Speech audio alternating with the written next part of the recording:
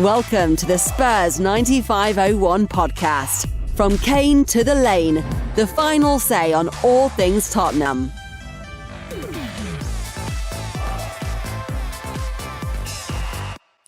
Everybody, welcome back to the Spurs 9501 podcast. This is Ray in London. We've got today with us Reginaldo Rosario, Regi Rosario, who's a Portuguese football expert based out of Manchester. Regi's going to help us understand a bit more about Nuno and also Jorge Mendes, the super agent. So welcome, Regi, to the show. It's great to have you on board. Do you want to do a quick intro about yourself for our viewers and subscribers? Thank you for having me, Ray. So I currently work at BBC Sport. And I've really followed Portuguese football throughout much of my life, really. So it's a pleasure to be on. Thank you very much, Regi. That's great. So, Regi, tell us, as you know, Tottenham went through a very convoluted process of appointing a manager. We finally arrived at Nuno Espirito Santo. So tell us a bit about a background about Nuno and, where he came from and how he became a manager, etc. So Nuno's career is actually really fascinating because he started out as a goalkeeper himself. So and his nickname was the substitute during the playing career because he actually didn't play much for one. So he started his career at Vitória Guimarães, moved on to Deportivo, Porto, and then Dinamo Moscow, and then back to Porto in his older age. So once that part of his career went, he decided to take up management. He went through Rio Ave. He went to Rio Ave. He helped them to the Portuguese Cup and League Cup finals in his second season. Okay. He brought them Europa League football. He then moved on to Valencia. So in 2014, he finished fourth in his first season, led them to the Champions League. But his second season was mess behind the scenes as well. Okay. So he moved on. Was he fired from Valencia? Yes. Yeah. He was fired from Valencia. So once that moved on, he went on to Porto, but he only spent one season there, and he didn't really do well by their really high standards. And that's where he ended up at Wolves, where he's had the most successful period of his career. He's brought them things that they really haven't seen in their long history. Yep. I'd say. Yep. So at Wolves, he did really well. He got them promoted from the Championship. Does he spend a lot of money when he goes to clubs, or can he work on a budget? Well, I'd say he'd be able to work on a budget, but a lot of this is pretty much connected to his agent, really. Okay. So Jorge Mendes is his agent, and if anyone doesn't know this story, so when Mendes first started out his career, he owned a nightclub, and at that nightclub he met Nuno Espirito Santo, right? Where they struck up a friendship, and Mendes got him his first move. Actually, he got him the move from Vitória Guimarães to Deportivo La Coruña. Oh, okay. So a lot of his career really is pretty much dependent on Jorge Mendes. If Jorge Mendes isn't there, he is not the guy we probably see today. Right. Okay. So, I mean, when you say Jorge Mendes, is he like is he an advisor to Nuno? Does Nuno go to him for advice and guidance and things like that? What's the relationship like? So they are great friends, and Mendes is Nuno's agent. Mm-hmm. So it's pretty much intertwined, really. So Mendes will suggest players to him, and most of the time he probably picks that up. It was a massive part of Wolves' success, actually, where you get players like Rui Patricio, João Moutinho, Ruben Neves, all these players, Diogo Jota as well. So all these players probably wouldn't join Wolves if Mendes wasn't there. Okay. To be honest. Well, Mendes wasn't really at Wolves, was he? He was just the manager of the manager. He was the agent of the manager, so he had a connection with Wolves. That's what you mean, yeah? Yeah. So so the Wolves owner actually owns 15% of Mendes' agency. Oh, I see what you mean. I gotcha. Yeah. Yeah. So basically, Mendes has suggested players to Wolves, and Wolves have taken him up on that. And with Nuno there's a seamless link. Yeah. No, I understand that. Yeah. So, is Nuno? Where does this desire to sign majority Portuguese players? Is that because of Mendes? Why is it that Wolves have got so many Portuguese players? Because there are other players around in other countries. I'd say it's like a tried and trusted thing. Yeah. Because you can see the quality that they have. Yeah. And I think that plays a massive part in why he signs a lot of Portuguese players. He wants to create that tight unit in the dressing room, people that he can trust.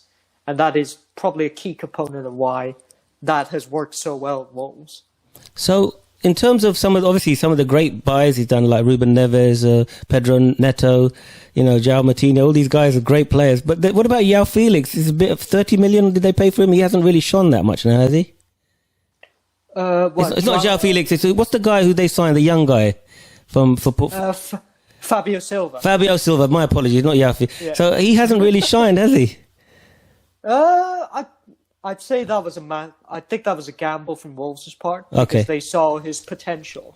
And they decided to try and bank on that. Yeah. But in real terms, he wasn't supposed to play that much. He'd only played because Raul Jimenez fractured his skull. Oh, I see. If you remember, against Arsenal last season. Okay. So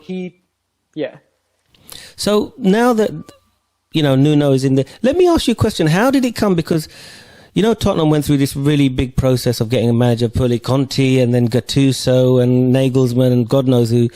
How did it come that they signed Nuno? Was he one of the first choices and they didn't work out, or did they come to him to the end? Do you have any intelligence on that? I want to say Nuno wasn't the first choice Tottenham had in mind. Yeah. I think you had a line of managers like, as you said, Nagelsmann, Gattuso, Fonseca. Yeah. All these guys were probably ahead of him in the pecking order. Mm-hmm. And it's only really when you brought in Fabio Paratici that escalated. Mm-hmm. So I think Nuno was always a backup option in the back of his mind. Right. Yeah. Is there a relationship between Paratici and Nuno?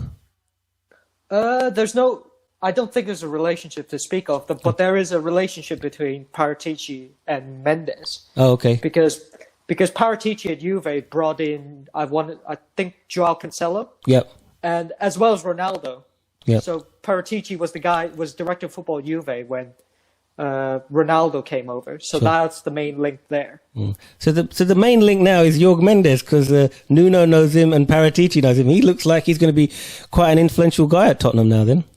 Yeah. I think you should expect a couple Mendes names in the transfer targets. Right. We'll come on to the transfer targets, yeah.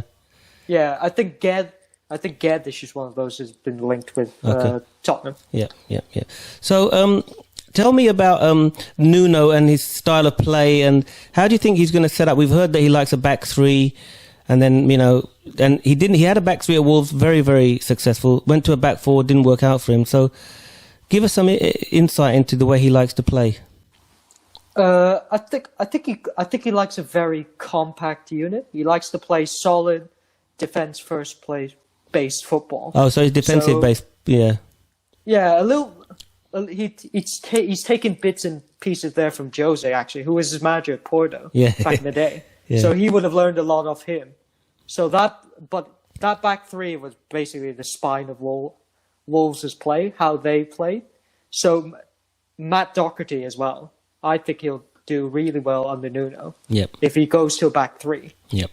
But Spurs definitely have the players to play a back four, so it really depends on the personnel at his disposal, really. So he's quite flexible in that way. Okay, and a lot of people say that he's like Mourinho 2.0 because he's like baby Mourinho. Is that true? Does he have a lot in common with Mourinho or not? I'd say there's bits and pieces of his management style, like his man management. You can have a good relationship with him, but don't treat him as your friend. Yep. He likes to separate that, but there's also that tight. He likes a tight relationship in the dressing room. So I think you'll see a lot more positive Spurs this season. I think. Well, without the dressing room drama. Yeah. So Regi, which players do you think have to move on? Which players do you think that Nuno's not going to want to work with and he's going to try and move them on? Give us some names. Like the names I think are Dyer, Sissoko, Aurier, Sanchez, Winks. What's going to happen to these players? Do you think?